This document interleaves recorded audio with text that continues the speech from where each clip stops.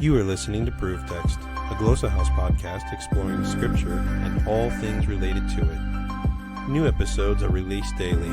For more information, check out glossahouse.com and subscribe to our channels on Spotify and YouTube. Welcome and enjoy.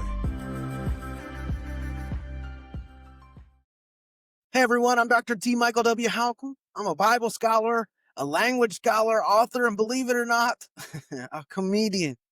Welcome to the Proof Text Podcast. If you haven't already, make sure to subscribe to the podcast on YouTube, Spotify, Instagram, all the things. We're going to be posting new content every week, language learning tips, interviews with guests, and giving other helpful resources. You're not going to want to miss out on all that. All right, I want you to consider this today. Most of us read the Bible like it's happening nowhere in particular. We skim past the names of places, Egypt, Canaan, Samaria, Galilee, like they're just filler words between the real stuff. But in the ancient world, geography wasn't merely background. It also was thought to shape destiny. The Bible isn't just a story about people, it's also a story about place. In every place, every mountain, every river, every city tells us something about God's story and humanity's response to it. And so when we read scripture without paying attention to geography, we flatten it. We lose the drama of distance, the power of terrain, the symbolism of space. Because where things happen in the Bible is often as important as what happens. Take the Exodus, for example. God doesn't just free Israel from Egypt, he leads them through the wilderness. That geography really matters. The wilderness isn't just an empty space. It's a testing ground, a place between slavery and promise, a place where dependence on God becomes real or it doesn't. Or think about the prophets, right? They don't just speak in random places. Isaiah sees visions in Jerusalem, the city of kings. Amos preaches from Tekoa, a small shepherd's town on the borderlands. Their locations shape their message, just like where you're from shapes yours. And then there's Jesus. His ministry doesn't start in Jerusalem, the center of power and religion. It starts in the Galilee, a backwater region full of Gentiles and fishermen.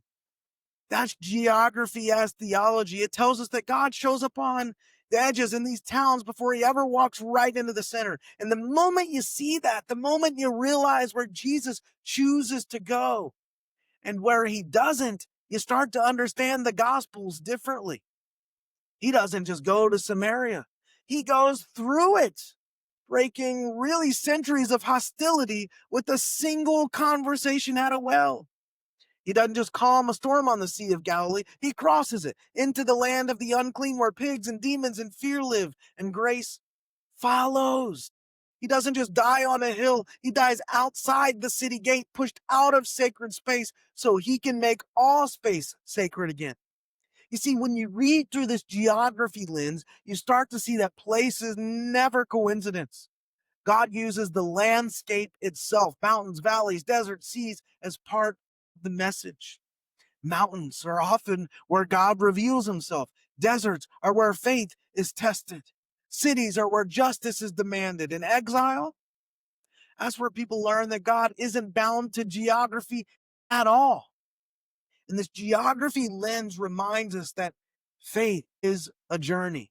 It's not a metaphorical one, but a literal one.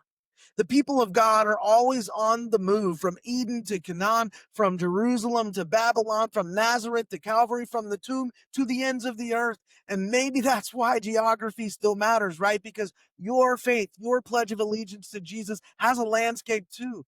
There are mountains and valleys in your story. There are deserts that you've wandered through and rivers that you've crossed. There are places that you've left and places you've been led back to. In every single step of it, sacred ground.